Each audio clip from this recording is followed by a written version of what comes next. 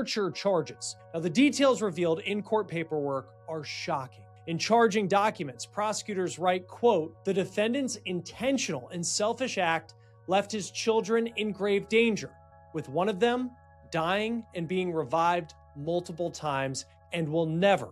The defendant's intentional and selfish act left his children in grave danger.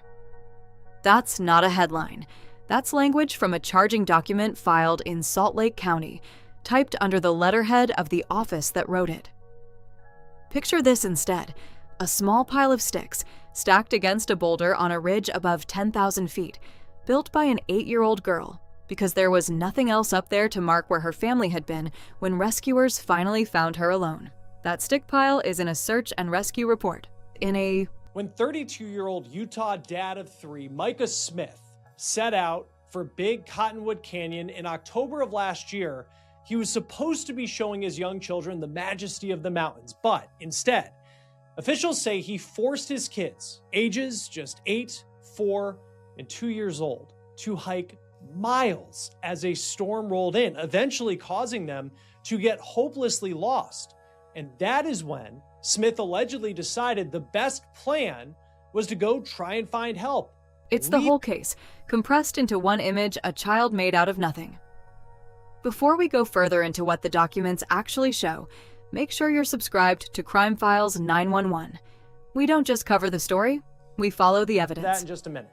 Now, let's go to October 11th, 2025, and that is when Smith reportedly set off for the Broads Fork Trail area outside Salt Lake City with his 3 children, 2 sons, 2 and 4, and then an 8-year-old daughter. Now, when they were all later reported missing, the Salt Lake County Sheriff's Office dispatched its search and rescue team to find them. They searched the area from above in helicopters, eventually locating the family. According to a police affidavit, search and rescue team members say the children, at least 2 of whom, were close to dying because of the conditions.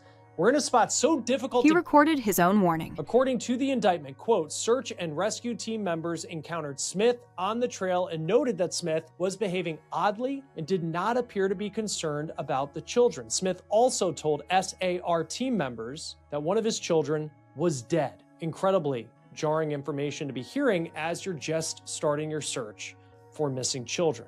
The indictment continues on to say, quote, members of the search and rescue team, Deputy Francho and Trooper Haney, deployed via helicopter and located EAS standing alongside a boulder with a few sticks stacked against it and were hoisted to their location. They noted that the children were not wearing much clothing, stating that ES was under EZS and EZS was mostly exposed, unconscious, and, quote, appeared lifeless. Those deputies reported they couldn't find a pulse on EZS, that's the 4-year-old. Micah Smith, he was 32, drove 3 children, ages 8, 4, and 2, to the Broads Fork Trail outside Salt Lake City last October. According to the indictment, he told them it would be a 9-mile hike, maybe 9 hours. He wasn't sure which. 24 hours or so. Quote, EAS reported that on the day of the hike, they got snacks. She said Smith told her, quote, it was going to be a 9-mile hike and a 9-hour hike, but wasn't sure which. EAS described that she was tired at the beginning of the hike and ate snacks they were supposed to save. EAS said, quote, they climbed about 2 miles from the top, and they had to, quote, climb rocks and grab onto bushes. EAS said, near the top, the clouds started to come in, and she suggested to Smith that they should go, but he shook his head no and said, this is a once-in-a-lifetime thing. EAS said she again expressed to Smith that they should really go and that she was getting scared. EAS said that Smith told her, you shall not pass, and then the storm came in really quickly and described that it was snowing. Phone video pulled later by investigators shows his daughter asking him directly, are we going to freeze to death, Daddy? He told her they were almost to the top, and he kept climbing. EAS described that it was a really hard night and she was freezing cold. She described that she had to keep EZS warm and Smith had to keep ES warm. EAS described that their teeth were chattering and their clothes were wet. When investigators spoke with Smith, he allegedly made it seem like this was a totally normal day, even saying, quote, they made good time. His wife texted him as the storm closed in, telling him to turn back. Court records show he didn't. By nightfall, the family was off the marked trail entirely, scaling rock, pushing through brush, exposed to snow, hail, and rain. The 4-year-old stopped breathing more than once overnight. Smith later told investigators he performed CPR himself for hours, then taught his 8-year-old how to continue it, and left her doing it while he went down the mountain alone to find help. He did not check the trail reports or the weather prior to heading out for the hike. According to what Smith allegedly told investigators, he tried to create a shelter for them to cram into for the night and told the children to take off their wet clothes and huddle together for warmth. He reportedly confirmed that after ES fell and hit his head, he stopped breathing multiple times during the night, and Smith said he believes he did CPR on EZS for, quote, a large portion of the night, about every 5 minutes. And then there's this. Smith reported he also taught EAS how to do CPR and gave her instructions to do CPR on EZS while he was gone. Smith said that he then He recorded his own warning, then walked past it twice, once on the phone, once on foot. Hike, quote, in one of the videos, EAS expressed that the clouds were moving in fast and asked Smith, "Are we going to freeze to death, Daddy?" Smith responded that they were almost to the top. In another video, Smith told the children that the path they would take was, quote, not the normal one, and they were taking the path less traveled. Then explained that the, quote, path will be hard and it is not easy. In multiple videos, EZS and EAS are observed hiking with no trail, scaling the sides of the cliff, and trying to make it through the bushes. So here's the question that turns this from a headline into something colder. If a man films his own child, asking whether they're going to freeze to death, and keeps walking uphill anyway, at what moment does bad judgment stop being an accident? Why didn't he turn back and head for safety as soon as there was an indication of this coming storm? Now, this is what Smith reportedly told investigators. Quote, Smith admitted that he considered turning around to the weather when they were close to the peak, but he wanted to finish the hike before turning around. Smith also said that the kids asked to go home, but he thought they would be okay and continued hiking. Smith said EZS, EAS, and ES complained when search and rescue reached the children, the 4-year-old had no pulse. He would later have part of his skull removed after a stroke. Prosecutors say he may never fully recover.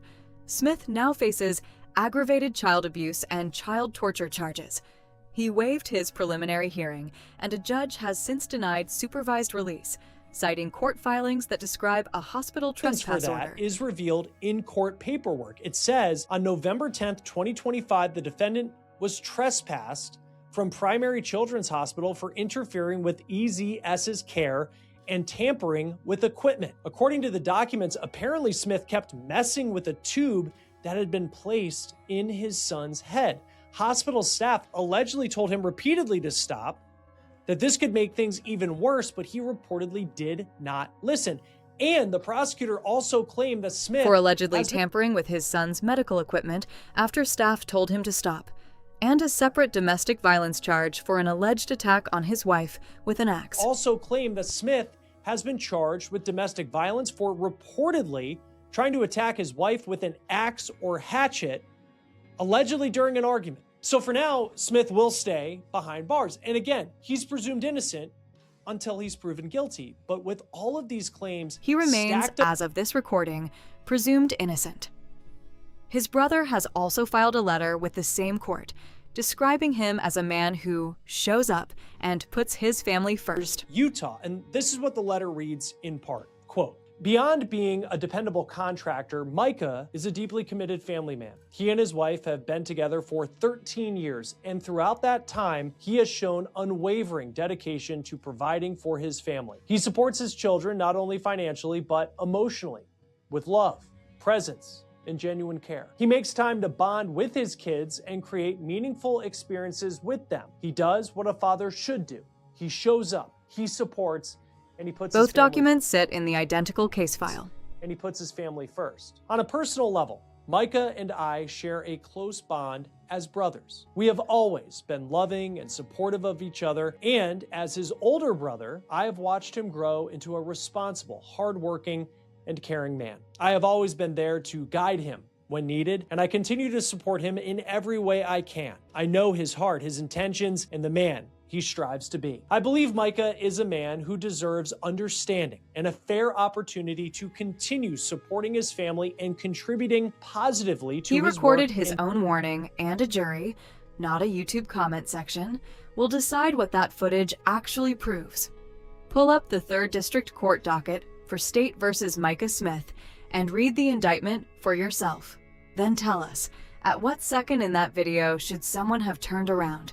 If this case matters to you, like this video, share it, subscribe to Crime Files 911, and turn on notifications, because we're following this one until there's a verdict.